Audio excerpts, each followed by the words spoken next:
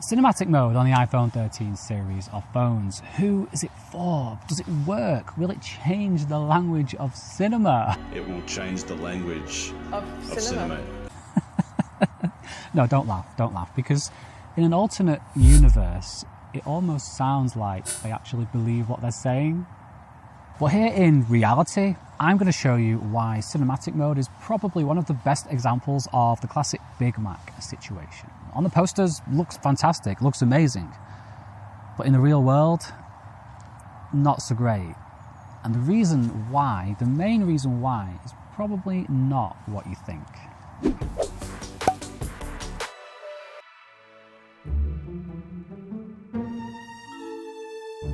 This advert plays to cinematic mode's strengths perfectly. Of course it does, it's an advert.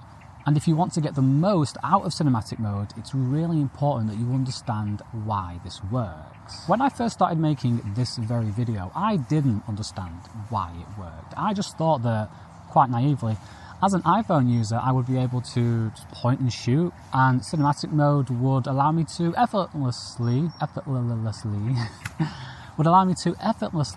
create cinema-grade videos. So bright-eyed and bushy-tailed, I called my actor friend Natalie and we went out in the woods to shoot.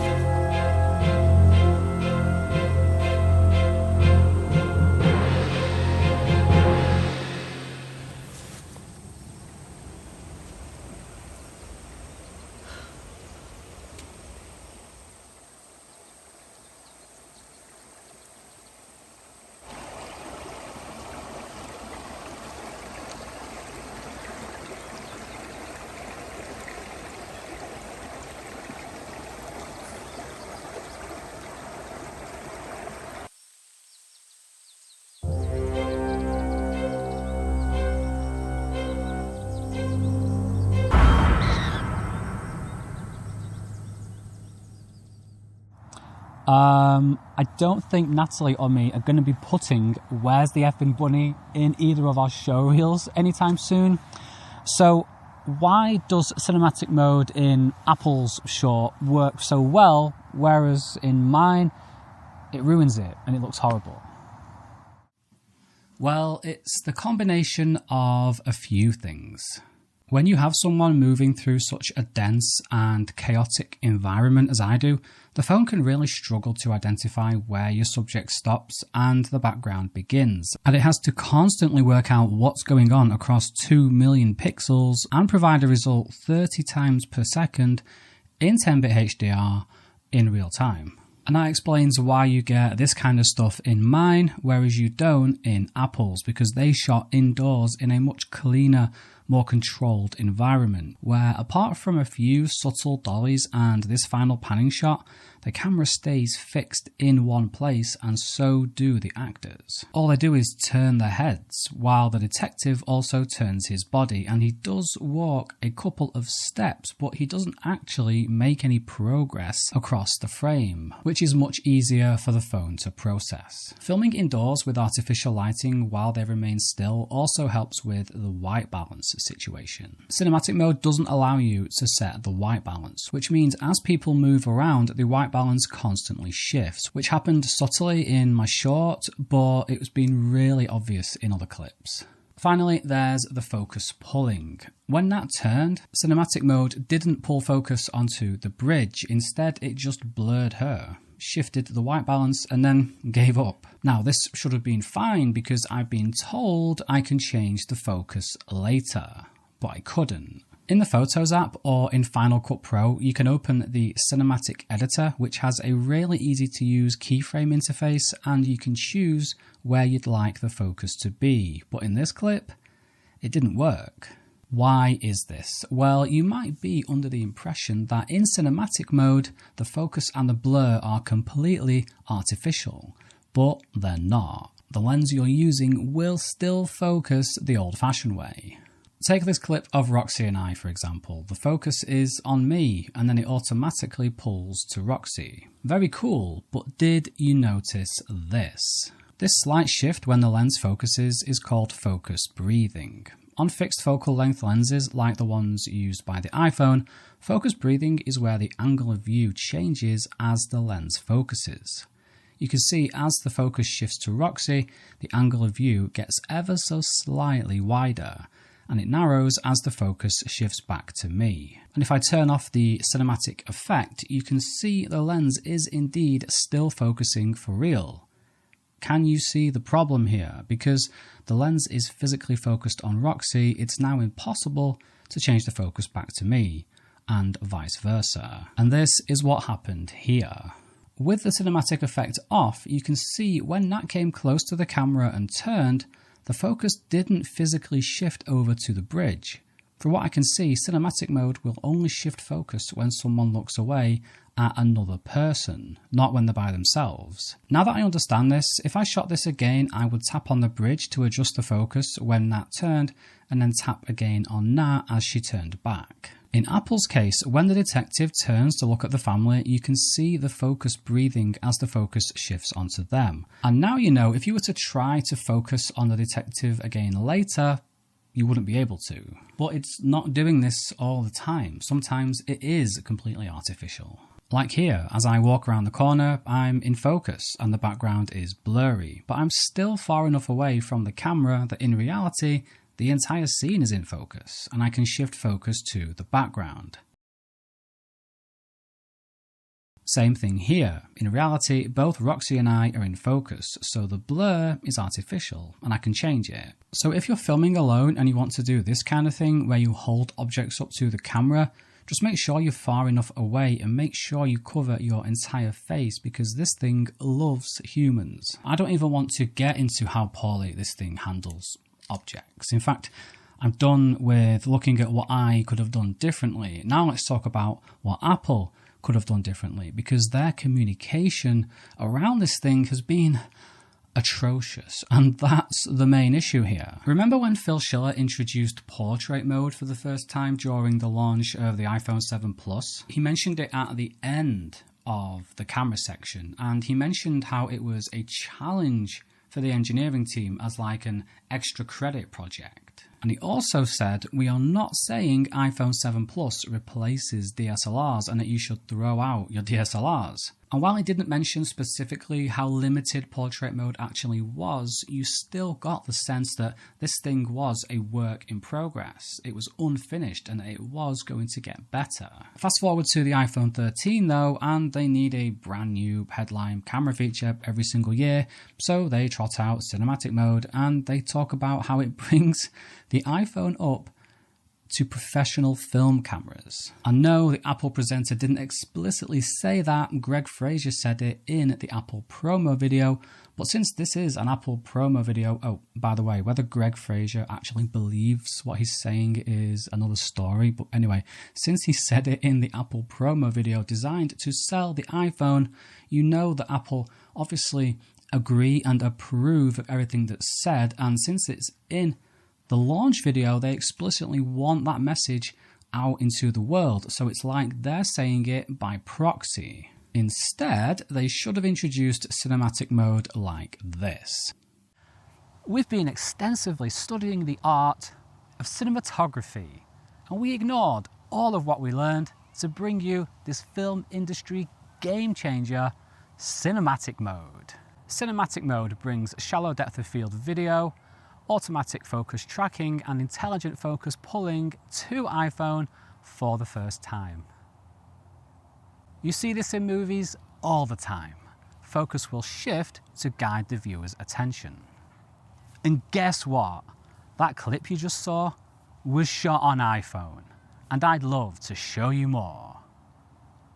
But I won't, because if I did, then you would see that cinematic mode doesn't actually work very well. In very specific circumstances that we know for a fact that 99% of our customers don't have the capability or the desire to shoot in, then it's phenomenal. But since you can't set your white balance, you can't change your exposure settings, you can't shoot at 24 frames per second, and you can't shoot in 4K, then even that 1% who do have the means and the desire to make a film will also be disappointed. Maybe it'll get incrementally better in a few years. Or maybe we just won't mention it again, like slow-mo and ProRAW. But for this product launch, we're going to pretend that it not only works, but that it's going to change the language of cinema. And remember, iPhone is for everyone, but at the moment, cinematic mode is for no one. Back to David. Can I stop doing this now? Can I put my hands down, please? Thanks, Ethan. Maybe one day we will see an introduction like this for real.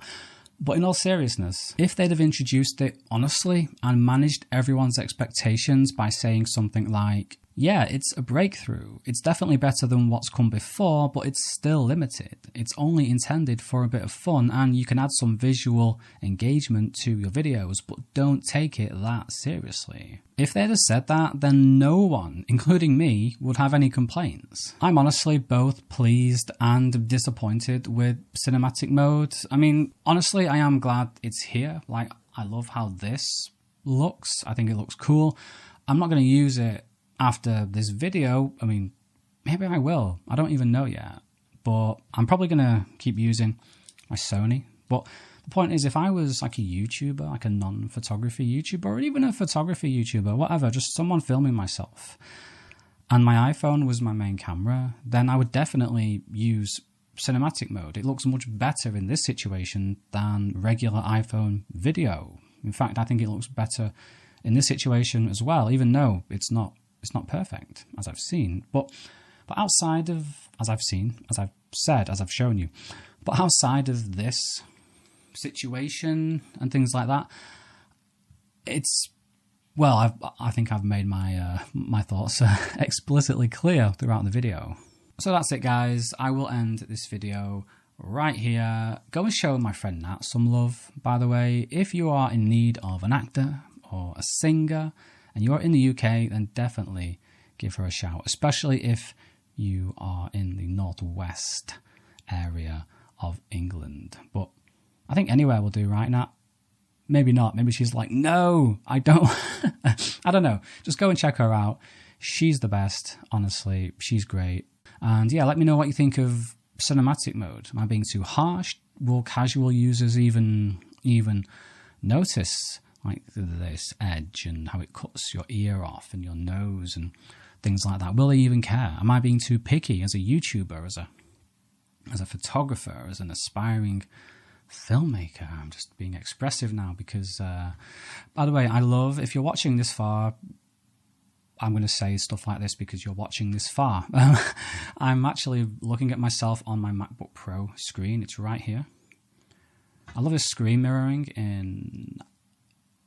That's not macOS, iOS. macOS Manta Ray, whatever it's called. It's not called Manta Ray. It's called something else, not as cool as Manta Ray. Should be called that. macOS Stingray. You've done big cats, now do the fishes of the ocean. Anyway. I'm going to get off. Thank you so much for watching, guys. Take care, stay curious, and back around. If I turn away, it should, no. It should hold focus on me, then you come in. Okay. Romanian. Cinematic mode brings anti-aircraft machine guns to iPhone for the first time. So when you're capturing your A-roll,